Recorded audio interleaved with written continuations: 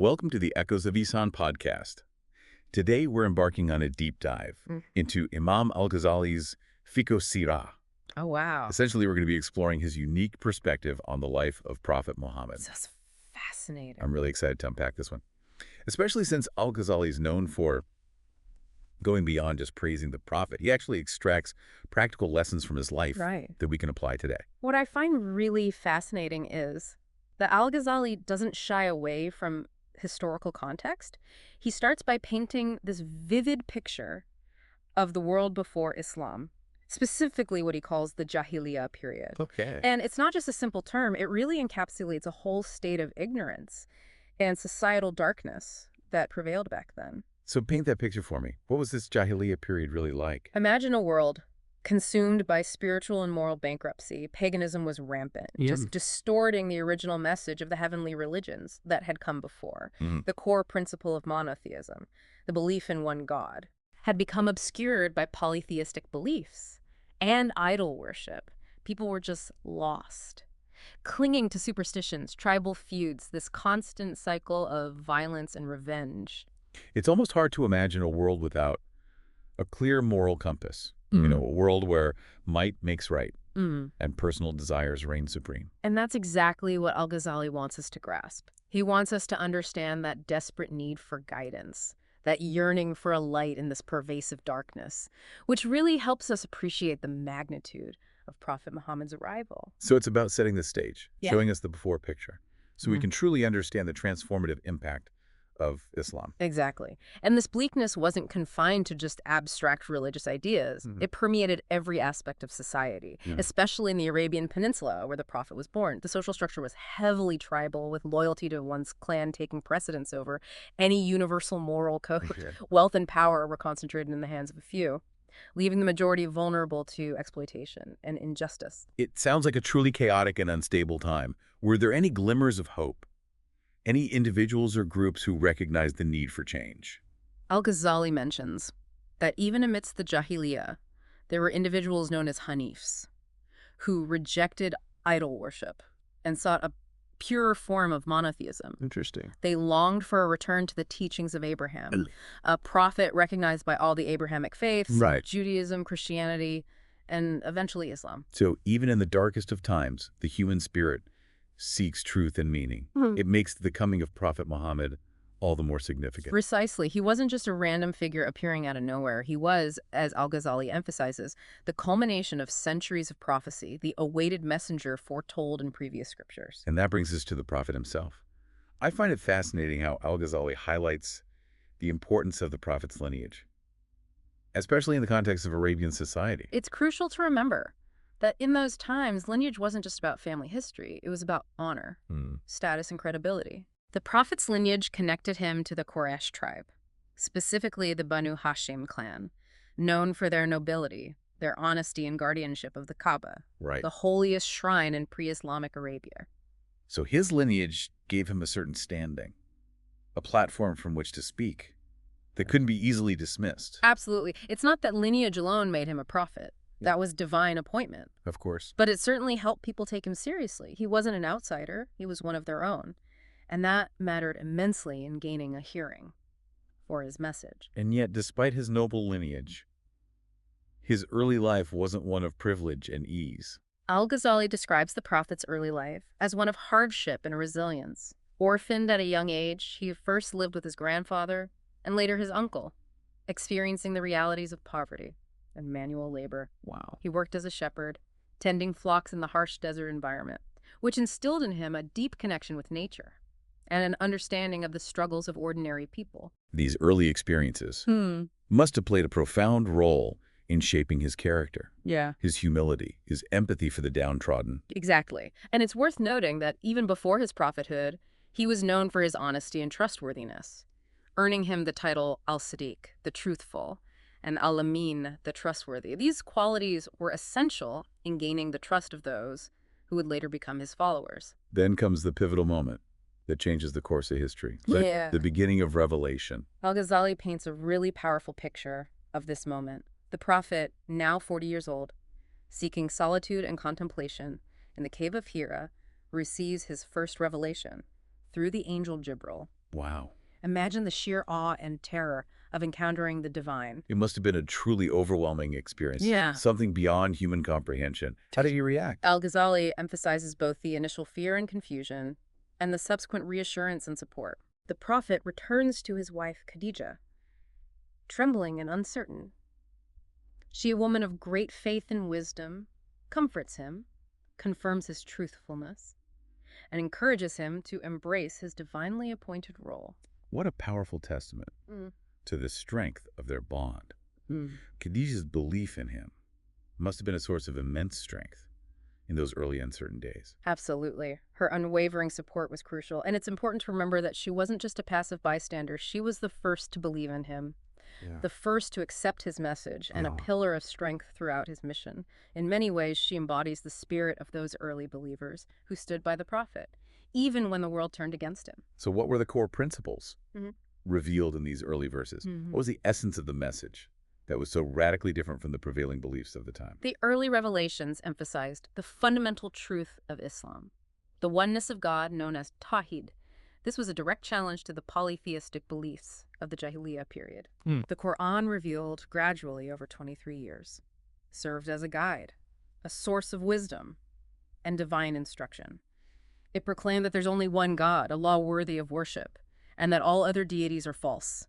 It's a message of pure monotheism, stripping away the layers of superstition and idol worship that had clouded the true nature of faith.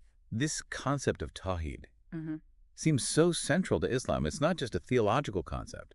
It seems to have profound implications for how one views the world and one's place in it. You've hit on a key point. Tawhid isn't just about acknowledging God's existence. It's about understanding that everything in creation ultimately stems from him, that he's the source of all power, wisdom, and mercy. This belief has profound ethical and social implications. It means recognizing the inherent dignity and worth of every human being, regardless of their social status, wealth, or tribal affiliation. So Tawhid is the foundation upon which the entire edifice of Islamic belief and practice is built. It's a radical departure from the tribalism and hierarchy that defined the Jahiliyyah period. Precisely. Yeah. And Al-Ghazali emphasizes how this message of Tawhid wasn't just about abstract theological concepts. It was a call to action, a demand for a radical transformation of society. That brings us to the next phase. The Prophet begins his mission, starting with those closest to him. Al-Ghazali points out the wisdom in this approach. The Prophet's first converts were his wife Khadija, his cousin Ali ibn Abi Talib, his close friend Abu Bakr, and a handful of others who knew him well and trusted his character. These early believers became the nucleus of the Muslim community, providing support and encouragement in the face of growing opposition. It was a gradual process, starting with personal connections and expanding outward. Exactly. He didn't just stand on a street corner and proclaim his message to the masses. He started by inviting those he loved and respected, demonstrating the truth of his message through his own conduct and character. This approach seems so counterintuitive to how we often think about spreading a message, starting small, building trust, and letting the impact ripple outward. It's a lesson in patience, strategy, and the power of authentic relationships. The Prophet understood that genuine change begins with individuals, with hearts and minds being touched by the sincerity and truthfulness of the message. And how did the wider society of Makkah react to this new message? Initially, there was curiosity and intrigue, but as more people embraced Islam, opposition began to mount, particularly from the ruling elite.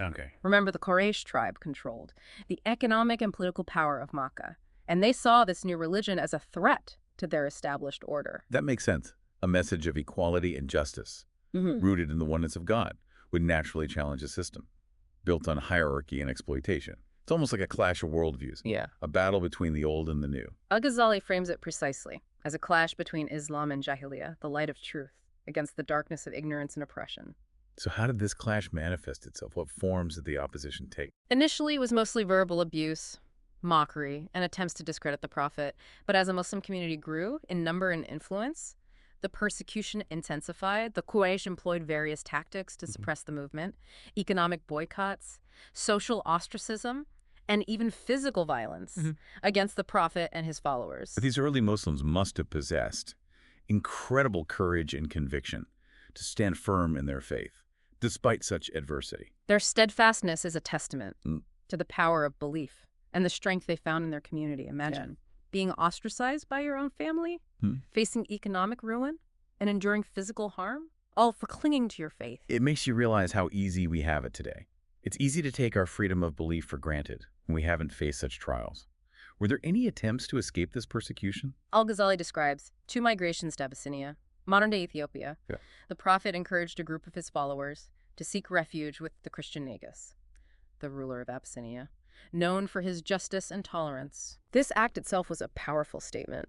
It showed that the early Muslims were willing to leave their homes, their families, everything they knew, rather than compromise their beliefs. It speaks volumes about their commitment to their faith and the trust they had in the Prophet's guidance.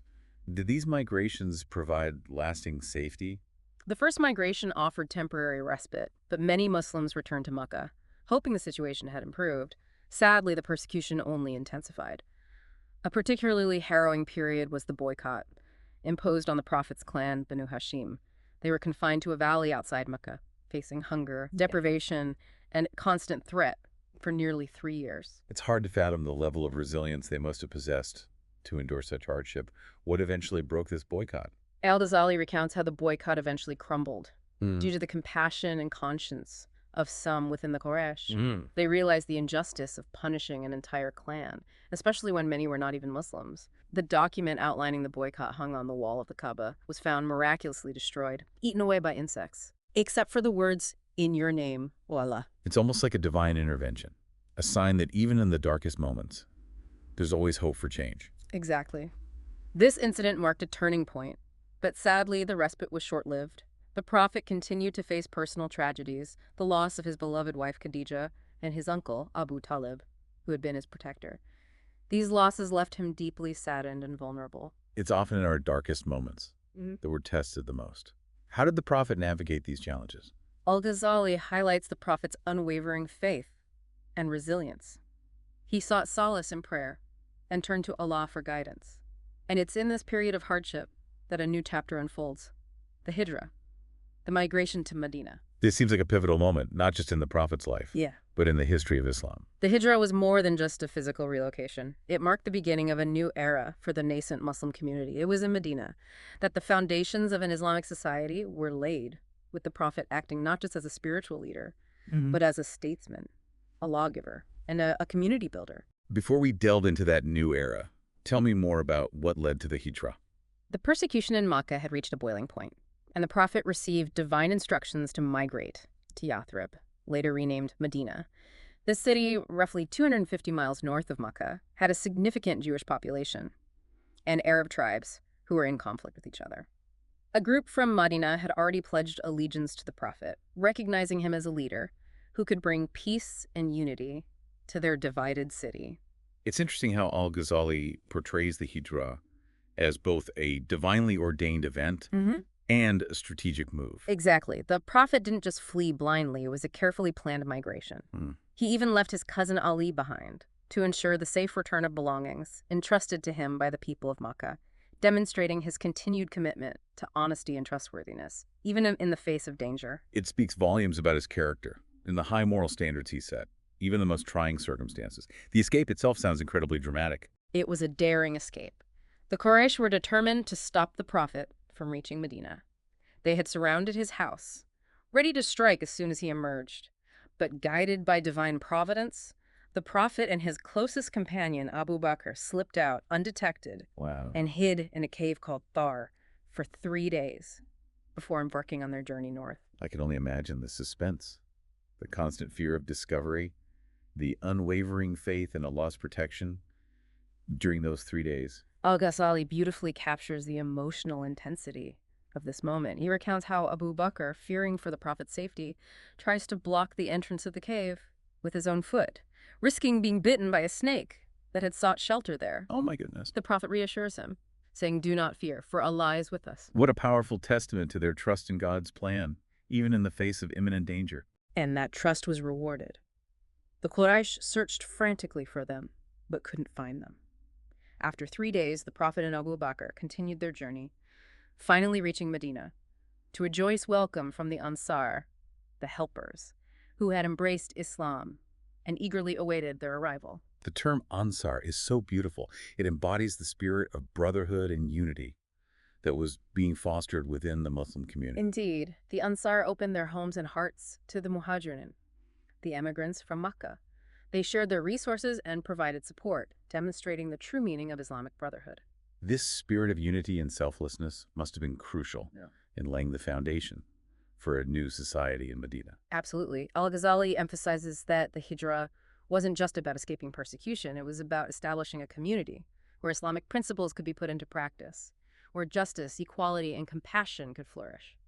So in Medina, we see a shift from the Prophet primarily as a preacher to a leader establishing a functioning society. What were some of the key steps taken in this transition? One of the first acts was the establishment of the mosque in Medina. It wasn't just a place of worship. It served as a community center, a gathering place for learning, social interaction, and even political discourse. It symbolized the unity of the Muslim community, transcending tribal affiliations and social hierarchies. It's fascinating how a physical structure can become a symbol of so much more, representing shared beliefs, a sense of belonging, and a common purpose. Exactly. And within this mosque, the 5 daily prayers were instituted, solidifying their place as a cornerstone of Islamic practice. Al-Ghazali goes beyond and just describing the ritualistic aspects of prayer. He delves into their social and spiritual significance. I'm curious to hear more about that. We often think of prayer as a private act of devotion, but it seems like Al-Ghazali sees a deeper dimension to it. He emphasizes how the 5 daily prayers performed in congregation fostered discipline, regularity, and a sense of community. They provided a rhythm to daily life, bringing people together at specific times, transcending social barriers, and reinforcing the bonds of brotherhood. It's like a societal heartbeat, a constant reminder of shared faith and a commitment to a higher purpose. Precisely. And this concept of a shared purpose extended beyond the mosque and prayer. Al-Ghazali describes how the Prophet established a constitution for Medina, known as the Sahifa, which outlined the rights and responsibilities of all citizens, Muslims and non-Muslims alike. This sounds incredibly progressive for its time. A constitution that recognized the rights of all members of society, regardless of their religious beliefs. Was this widely accepted? It was a revolutionary document that laid the groundwork for a pluralistic and just society. It granted freedom of religion, emphasized the importance of mutual defense, and established a framework for conflict resolution. While not everyone was happy with this new order, it brought much-needed peace and stability to Medina, which had been plagued by internal strife. This period in Medina seems like a critical turning point in Islamic history. We see the Prophet not just as a spiritual guide, but as a community builder, a leader who navigated complex social and political realities. Al-Ghazali wants us to understand that the Prophet's life wasn't just about abstract spiritual concepts. It was about building a just and compassionate society, a society where Islamic principles were put into practice. And it's through understanding this context, the challenges faced, and the solutions implemented, that we can truly appreciate the relevance of his life and teachings for our own times. It's not just about reading the Quran or memorizing hadiths. It's about seeing the Prophet as a living example, a model for navigating the complexities of life. Exactly. Al-Ghazali, in his quest to understand the Prophet's life, goes beyond the surface level. He delves into the historical details, the chain of narrations, the authenticity of hadiths, ensuring that the information he presents is accurate and reliable. So it's not just blind faith. It's a faith grounded in knowledge and critical thinking. Precisely. He critically evaluated various sources, host speaker. He sifted through the vast body of literature to separate fact from fiction. He was meticulous in his approach, recognizing the importance of relying on sound evidence. That's fascinating. It speaks to his commitment to intellectual rigor and his desire to present a comprehensive and authentic understanding of the Prophet's life. Absolutely. And this commitment to accuracy is essential in ensuring that the Seerah, the Prophet's biography, remains a reliable and inspiring source of guidance for Muslims across generations. Speaking of guidance, one thing that really struck me while reading Fiqh's Seerah is the emphasis on understanding the Prophet's life as a practical guide for our own lives. I completely agree. There's a tendency sometimes to revere the Prophet as an almost mythical figure, someone whose life is beyond emulation. But Al-Ghazali seems to be pushing against that. He firmly believed that simply praising and admiring the Prophet wasn't enough. True love and reverence for him manifest in emulating his character, in embodying his teachings in our daily interactions. So what does that look like in practice? How do we translate these lofty ideals into tangible actions? It starts with cultivating the qualities that were so beautifully exemplified in the Prophet's life. His humility, his compassion, his honesty, his patience, his unwavering faith in God. It's about striving to be the best versions of ourselves, just as he was the best version of himself. It's about walking the walk, not just talking the talk. Precisely. It's about reflecting on his actions in various situations, how he dealt with adversity, how he treated his enemies, how he made decisions, how he interacted with people from all walks of life, and then applying those principles to our own lives, our own relationships, our own challenges. It's about seeing his life as a roadmap, a source of inspiration and guidance for navigating the complexities of our own existence. One thing that always fascinated me about the Prophet's life is his ability to connect with people on a deep personal level. He wasn't just a distant figure. He was a friend, a confidant, a source of comfort and solace to his followers. His empathy and understanding of human nature were truly remarkable. He had a way of making everyone feel seen and heard, regardless of their social standing or background. And this ability to connect with people was instrumental in spreading his message. It wasn't through force or coercion, but through genuine love and compassion that he won over hearts and minds. It's a reminder that sometimes the most powerful tool for change is simply human connection, genuine empathy, and a willingness to meet people where they are. Absolutely. People were drawn to his sincerity, his humility, his genuine care for their well-being. He embodied the very message he preached, and that authenticity resonated deeply with those around him. Having laid the foundations of a new society in Medina, let's explore in part 3 how al-Ghazali extracts timeless lessons from this era. It's fascinating how you describe it, how the Prophet's message resonated so deeply, not through these grand pronouncements, but through the sincerity of his interactions. It makes me think about how we often get caught up in the outward forms of religion. But the true essence lies in how we treat each other, how we embody compassion and empathy in our daily lives. You've touched upon a crucial point. Al-Ghazali reminds us that the Prophet's life was a testament to the fact that true piety isn't just about rituals and outward observances. It's about inner transformation, about cultivating a heart that's aligned with God's will. And that brings us to a concept that we haven't explored yet, but which is central to al-Ghazali's work. Ihsan is often translated as excellence or perfection, but it encompasses so much more. It's about striving to do everything with sincerity, with consciousness of God's presence. It's about going beyond the bare minimum, about infusing every action, no matter how small, with a sense of purpose and devotion. It reminds me of that famous hadith, where the Prophet describes Ihsan as worshiping God as if you see him, and even if you don't see him, knowing that he sees you. It's about that constant awareness, that interconnection with the divine. That should permeate every aspect of our lives. Exactly. Al-Ghazali elaborates on this by saying that Ihsan is about purifying our intentions, about doing things for the sake of God alone, not for worldly recognition or praise. It's about striving for excellence in all that we do, whether it's our prayer, our work, our relationships, or our interactions with the world around us.